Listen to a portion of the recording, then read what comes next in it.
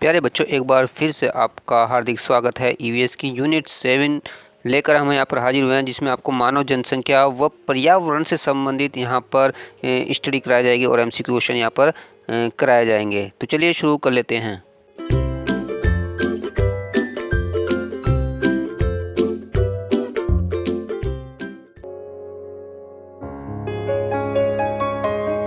Unit 7 हम यहाँ पर ह्यूमन पॉपुलेशन एंड इन्वायरमेंट से रिलेटेड सिलेबस देख लेते हैं कि इस यूनिट में हम कौन सा सिलेबस का स्टडी करेंगे। देखिए यहाँ पर ह्यूमन पॉपुलेशन एंड इन्वायरमेंट, इसमें population growth, variation among nations, population explosion, इसमें family welfare programme, environment and human wealth, human rights में value education, HIV AIDS, women and child welfare, role of information technology in environment and human health और case study का यहाँ पर हम study करेंगे।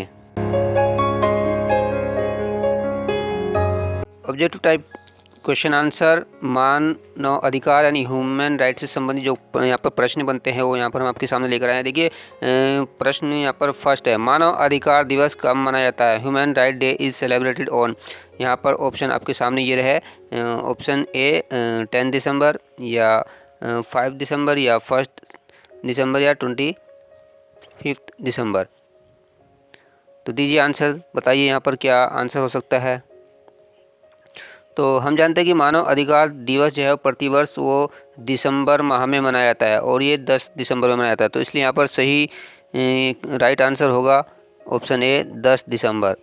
Now question number 2, मानवाधिकार आयोग ने मानव अधिकार घोषणा पत्र स्वीकार किया था यानी human rights commission had accepted the human right declaration. यहाँ पर ऑप्शन दिए गए 10 दिसंबर 1947 या 10 दिसंबर 1948 या 10 दिसंबर 1949 या नॉन ऑफ दिस, या इनमें से कोई नहीं। तो ये जो घोषणा पत्र यहाँ पर मानवाधिकार आयोग ने जो स्वीकार किया था वो यहाँ पर 10 दिसंबर 1948 को स्वीकार किया था, इसलिए 10 दिसंबर को मानवाधिकार दिवस भी मनाया जाता है। इसलिए यहाँ पर सही राइट आंसर होगा ऑप्शन बी 10 दिसंबर 1948। नेक्स्ट स्टडी में यहाँ पर HIV वायरस से रिलेटेड यहाँ पर देखिए है, इसमें क्वेश्चन नंबर 3 यहाँ पर है, निम्न में से किसके द्वारा HIV संक्रमण फैलता है? HIV infection is spread by which of the following. देखिए यहाँ पर ऑप्शन दिए गए हैं, साइन ऑफ बैक्टीरिया या विषाणु वायरस या कवक या एल्गी। तो यहाँ पर जो HIV एड्स फैलता है वो विषाणु के द्वारा फैलता है, इसलिए यहाँ पर ऑप्शन बी विषाणु या virus is right answer. Now question number 4, HIV संक्रमण फैलता है यानी HIV इन्फेक्शन स्प्रेड, ऑप्शन दिए गए यहाँ पर खून द्वारा यानी बाय ब्लड या सीमेन द्वारा, बाय सीमेन या ऑप्शन सी में ए और बी दोनों यानी बाय ब्लड या बाय सीमेन, और यहाँ पर डी ऑप्शन रहेगा इनमें से कोई नहीं, नॉन ऑफ दीज। तो बताइए। तो देखिए यहाँ पर जो HIV संक्रमण फैलता है वो ब्लड से भी फैलता है और बाय सीमेन से फैलता है, तो इसलिए यहाँ पर सही उत्तर option C by both. Now question number 5, AIDS रोग के विषाणु की खोज किसने की थी? Who discovered the virus of AIDS disease. Option दिए गए यहाँ पर डॉक्टर वारेन ए या RH विटेकर या WL थॉमस या डॉक्टर लुक मॉन्टेगनियर। तो जो एड्स के जो विषाणु की खोज की थी, बताइए कि किसने यहाँ पर ये खोज की थी? तो ये खोज की थी डॉक्टर लुक मॉन्टेगनियर ने। तो यहाँ पर option D will be right answer. Now question number 6, acquired immunodeficiency syndrome का संबंध किससे है? देखिए ये acquired immunodeficiency syndrome is related to, option देगा यहाँ पर एड्स से या मानव अधिकार से या सूचना प्रौद्योगिकी से या इनमें से कोई नहीं।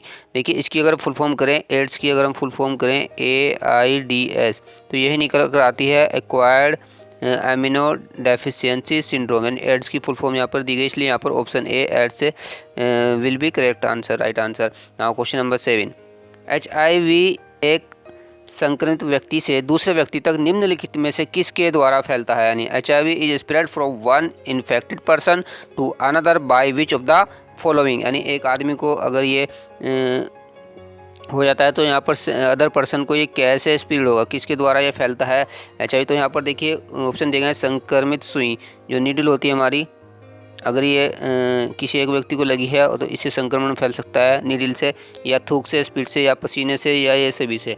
तो ये जो HIV जो यहाँ पर संक्रमित ये एक व्यक्ति दूसरे में फैलता है, तो ये कहा जाता है कि ये एक जो नीडल के द्वारा ज़्यादा फैलता है। तो इसलिए ऑप्शन ए संक्रमित सुई infected needle is correct answer यार। नाउ क्वेश्चन नंबर 8, विश्व एड्स दिवस कब मनाया जाता है? When world AIDS day is celebrated. तो ये आप जानते हैं कि दिसंबर माह में मनाया जाता है और ये 1 दिसंबर को मनाया जाता है। तो इसलिए यहाँ पर option C 1 December is right answer. Now question number 9, amphotericin B किस रोग की दवा है? यानी amphotericin B is the medicine of which disease. यहाँ पर ऑप्शन दिए गए हैं बुखार, फीवर या कोल्ड, जुकाम या एड्स, इनमें से कोई नहीं। देखिए एम्फोटेरिसिन बी जो है वो एड्स के रोगियों को दी जाती है, इसलिए ऑप्शन सी एड्स यहाँ पर राइट आंसर होगा। नेक्स्ट हेडिंग हमारा निकल गया था जनसंख्या तथा परिवार नियोजन से संबंधित है, यानी पॉपुलेशन एंड फैमिली प्लानिंग से रिलेटेड यहाँ पर ये हेडिंग है। इसमें जितने भी क्वेश्चन बनते हैं प्यारे बच्चों वो हम यहाँ पर देख लेते हैं। देखिए क्वेश्चन नंबर 10, डेमोग्राफी निम्नलिखित के सांख्यिकीय अध्ययन को कहते हैं, यानी demography is the statistical study of the following, यानी किसके अध्ययन को कहा जाता है? यहाँ पर देखिए मानव समाज के अध्ययन को, या मानव जनसंख्या के अध्ययन को, या मानव आवास, या मानव जीवन।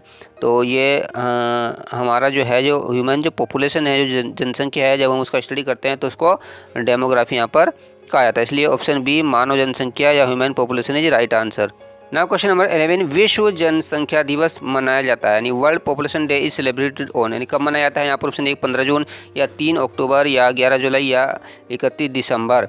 तो जो विश्व जनसंख्या दिवस जो मनाया जाता है वो जुलाई माह में मनाया जाता है, इसलिए यहाँ पर option C 11 July is correct answer. Now question number 12, परिवार कल्याण कार्यक्रम पूर्व में किस नाम से पुकारा जाता था? यानी by which name the family welfare programme was earlier called. जो परिवार कल्याण कार्यक्रम था उसको पहले किस नाम से जाना जाता? नहीं, अगर अब परिवार कल्याण के नाम से है तो उससे पहले क्या था? यहाँ पर ऑप्शन दिए गए हैं परिवार विकास, या परिवार नियोजन, या सीमित परिवार, या आदर्श परिवार। तो इसको पहले परिवार नियोजन के नाम से जाना जाता था, इसलिए ऑप्शन बी परिवार नियोजन या family planning is right answer. Now question number 13, सर्वोच्च जन्म दरें किस महाद्वीप में हैं? यानी which continent has the highest birth rate is. देखिए यहाँ ऑप्शन दिए गए एशिया, या लैटिन अमेरिका, या अफ्रीका, या उत्तर अमेरिका। तो जन्म दर आप जानते हैं कि जो बर्थ रेट क्या होता है, यानी 1000, अगर हम देखें कि 1000 पर्सन है तो 1000 पर्सन पे कितनी पॉपुलेशन यहाँ पर बढ़ती है, तो वो हमारी जन्म दर उससे हम निकालते हैं। तो इसलिए यहाँ पर जो एशिया महाद्वीप है उसमें ये उच्च है, इसलिए option A Asia is correct answer. Now question number 14, जनसंख्या का अध्ययन कहलाता है, यानी the study of population is called. तो देखिए आपको ऑप्शन दिए गए हैं भूगोल, या डेमोग्राफी, या जनगणना, या शिक्षा शास्त्र। जो जनसंख्या का जो अध्ययन है, जो स्टडी है, वो डेमोग्राफी कहलाता है, इसलिए option B demography is right answer. Now question number 15, जब जन्म दर ऊँची हो व मृत्यु दर नीची हो तो इसे कहते हैं। तो देखिए जन्म दर और मृत्यु दर हम यहाँ पर ये 2 वर्ड हैं, यानी बर्थ रेट और डेथ रेट। वही हमने अभी 1000 पर्सन पे निकल आता है कि 1000 पर्सन पे साल में कितने बच्चे पैदा होते हैं और कितने व्यक्तियों की मृत्यु होती है। तो 1000 पर हम उसको कैलकुलेशन करें, परसेंटेज 100 पर निकाला जाता है, लेकिन जन्म दर और मृत्यु दर यहाँ पर 1000 पर्सन पर निकाला जाता है। तो यहाँ पर क्वेश्चन है कि जब जन्म दर ऊँची हो यानी हाई हो, और जो मृत्यु दर है वो नीची हो, कम हो, तो फिर यहाँ पर क्वेश्चन किया गया when the birth rate is high and the death rate is low it is equal, तब उसको क्या कहा जाता है? यहाँ पर ऑप्शन देगा जे आकृति की विकास दर कहा जाता है, या एस आकृति की विकास दर, या दोनों, या इनमें से कोई नहीं। तो ये एस आकृति की विकास दर कहलाती है, एस आकृति की। तो इसलिए ऑप्शन बी इज यहाँ पर करेक्ट आंसर होगा। नाउ क्वेश्चन नंबर 16, भारत के संदर्भ में महान जनगणना विभाजन रेखा कौन सा वर्ष है? In the context of India which year is the great census dividing line? Option दिए गए 1951, या 1961, या 1921, या 2001। तो 1921 जो है वो विभाजन रेखा भारत में जनसंख्या के केस में मानी जाती है, इसलिए यहाँ पर option C 1921 1921 is right answer. Now question number 17, गरीबी रेखा का निर्धारण किस आधार पर किया जाता है या होता है? On what basis the property line is determine, यानी किस देश में किस एरिया में कितने गरीब हैं, तो इसका निर्धारण हम कैसे करेंगे कौन गरीब है कौन नहीं है? तो यहाँ पर कुछ पैरामीटर दिए गए हैं, हमें बताना है कि किस पर जाता है। यहाँ पर पहला है प्रति व्यक्ति आय स्तर, यानी पर कैपिटा इनकम लेवल के आधार पर किया जाता है, या प्रति व्यक्ति उपभोग स्तर कंजप्शन लेवल पर कैपिटा यानी पर व्यक्ति, या प्रति व्यक्ति ऋण स्तर, या प्रति व्यक्ति मजदूरी स्तर। तो ये निर्धारण किया जाता है ये प्रति व्यक्ति आय स्तर पर किया जाता है, इसलिए ऑप्शन ए इज यहाँ पर राइट आंसर। और प्यारे बच्चों, आपको ये सीरीज़ कैसी लग रही है और आपको इससे कितना फ़ायदा हो रहा है तो कमेंट करके इसको बताते रहिएगा। नाउ हमारा क्वेश्चन नंबर 18, 2011 की जनगणना के अनुसार भारत की जनसंख्या कितनी है, यानी what is the population of India according to the 2011 census. यानी 2011 में हम जानते हैं कि भारत में जो है हर 10 साल के बाद जनगणना होती है। तो 2000 पिछली जनगणना जो 2011 में हुई थी उसके अकॉर्डिंग भारत की जनसंख्या कितनी थी, तो यहाँ पर कई ऑप्शन दिए गए हैं। तो भारत की हम जानते हैं कि भारत की जनसंख्या लगभग 1 अरब और 21 करोड़ के आसपास यहाँ पर रही थी, यानी 121 करोड़ थी उस वक्त लगभग।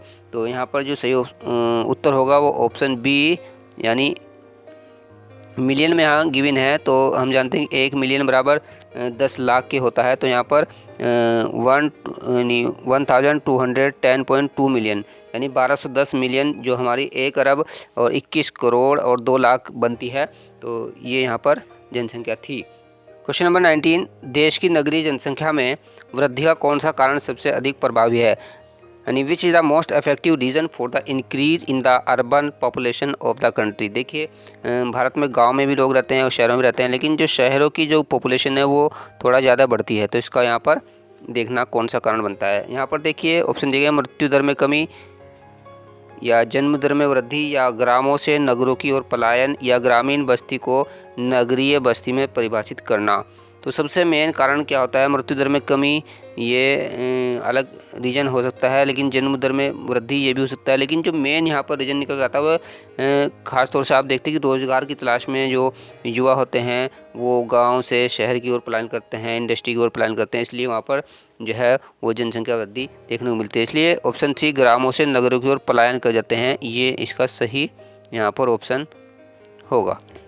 नाउ क्वेश्चन नंबर 20, एक बच्चा नीति किस देश की जनसंख्या नीति है। 1 child policy is the population policy of which country, यानी इसका मतलब ये कि एक परिवार को एक ही बच्चा यहाँ पर रखना होता है। तो ये किस देश की ऐसी नीति है, तो ये नीति देखिए हांगकांग ने ऐसा यहाँ पर बनाया हुआ है रूल्स, तो इसलिए option B Hong Kong is correct answer. Now question number 21, 21वां प्रश्न यहाँ पर, ग्रामीण जनसंख्या अधिकतम किस राज्य में है, यानी which state has maximum rural population. देखिए भारत में 28 राज्य हैं, तो वहाँ पर हमें देखने की ग्रामीण, अगर ये हमारा कोई स्टेट है तो मान लें ये शहरी जनसंख्या उस राज्य की टोटल, बाकी जो ये हमारी जो जनसंख्या है ये ग्रामीण यानी रूरल एरियाज की ये पॉपुलेशन है। तो उसने पूछा है कि कौन सा राज्य है जिसमें ये ग्रामीण जो जनसंख्या है वो वहाँ पर ज़्यादा है। तो ऑप्शन दिए गए हैं बिहार या उत्तर प्रदेश, पश्चिम बंगाल या आंध्र प्रदेश। तो ये बिहार में यहाँ पर सबसे ज़्यादा देखने को मिलती है, इसलिए option A Bihar is right answer. Now question number 22, 22, कौन सा केंद्र शासित प्रदेश साक्षरता का निम्न प्रतिशत रखता है, यानी विच union territory maintain the low percentage of literacy. देखिए यहाँ पर ऑप्शन दिए गए हैं दादरा एवं नगर हवेली, दमन एवं दीव, पौंडीचेरी और लक्षद्वीप। तो साक्षरता का निम्न प्रतिशत का मतलब है अगर 100 व्यक्ति वहाँ पर हैं तो उसमें से कितने लोग पढ़े लिखे हैं और कितने अनपढ़ हैं। तो सबसे ज़्यादा अगर राज्यों में देखते हैं तो केरल में सबसे ज़्यादा लिटरेसी होती है, पढ़े लिखे होते हैं, लेकिन यहाँ पर केंद्र शासित जो यूटी होते हैं उनकी बात की गई है। तो यहाँ पर जो जितने भी ऑप्शन दिए गए हैं उनमें अगर देखा जाए तो ऑप्शन ए दादरा एवं Nagar Haveli is right answer. Now question number 23, जनसांख्यिकी विशेषज्ञ विश्लेषण करता है, यानी द डेमोग्राफर एनालिसिस, जो जनसंख्या का स्टडी करता है वो विशेषज्ञ जो होता है विश्लेषण किस चीज़ का करता है। यहाँ पर ऑप्शन दिए गए हैं पर्यावरण की उन्नति एवं नियंत्रण प्रभाव, या जनसंख्या वृद्धि एवं नियंत्रण प्रभाव, या जनसंख्या में बदलाव, या जनसंख्या वृद्धि। तो जो इस तरह के जो विशेषज्ञ होते हैं वो यहाँ पर जनसंख्या वृद्धि एवं नियंत्रण प्रभाव का यहाँ पर विश्लेषण करता है, इसलिए option B is right answer.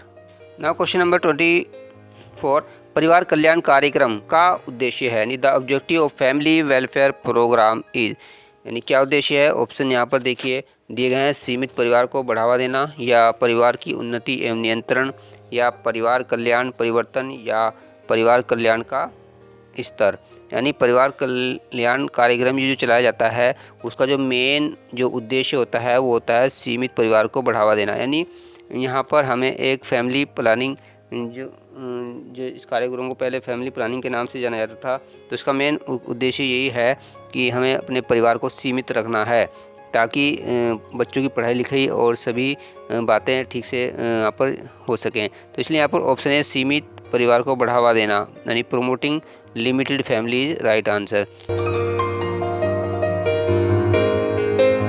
प्यारे बच्चों, आपके यहाँ पर एक जो लास्ट प्रश्न है, अंतिम प्रश्न है यूनिट 7 का। यहाँ पर देखिए वह क्वेश्चन नंबर 25, जनगणना 2011 के अनुसार जनसंख्या की दृष्टि से देश का सबसे बड़ा राज्य है, यानी according to census 2011 the largest state of the country in term of population is. तो इसका उत्तर प्यारे बच्चों आपको डियर स्टूडेंट आपको करना है और कमेंट बॉक्स में इसका आपको उत्तर देना है। देखिए यहाँ पर ऑप्शन दिए गए हैं मध्य प्रदेश या राजस्थान या उत्तर प्रदेश महाराष्ट्र। अगर हम एरिया के हिसाब से देखते हैं तो राजस्थान सबसे बड़ा राज्य है, यानी उसकी जो एरिया है वो सबसे बड़ा होता है। लेकिन यहाँ पर प्रश्न पूछा गया है वो पूछा गया है पॉपुलेशन को लेकर, तो आपको इसका आंसर देना है। और ये सीरीज़ आपको कैसी लगी है तो आप इसको भी कमेंट करके ज़रूर बताइएगा। डियर स्टूडेंट एंड प्यारे बच्चों, अगर आप ये सभी सीरीज़ के नोट्स पढ़ना चाहते हैं और अपनी नॉलेज को बढ़ाना चाहते हैं तो आप डिस्क्रिप्शन में जाकर यहाँ पर जितनी भी हमारी यह वेबसाइट पर जाकर आप इन सभी नोट्स को यहाँ पर पढ़ सकते हैं और अपनी अध्ययन को जारी रख सकते हैं।